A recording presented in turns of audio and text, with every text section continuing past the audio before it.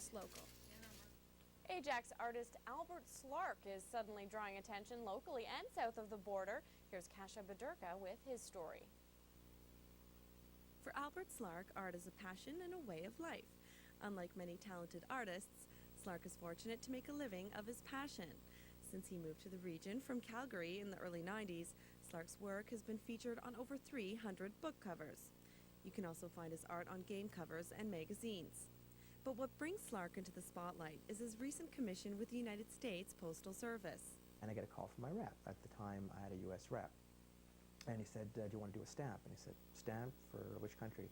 And he said, stamp for the United States. I said, you're kidding. He said, no, they like your stuff. Slark was discovered in an illustrator's source book, which mostly features American artists. The fact that Slark is a Canadian was not an issue.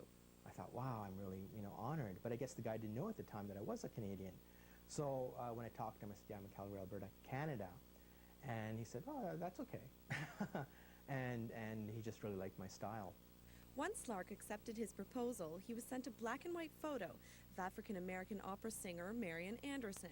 It was from that photo that Slark produced his colored sketches.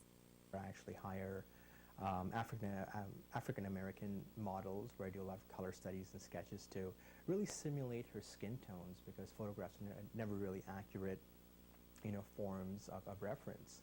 After submitting samples, Slark was commissioned to produce 3 stamps.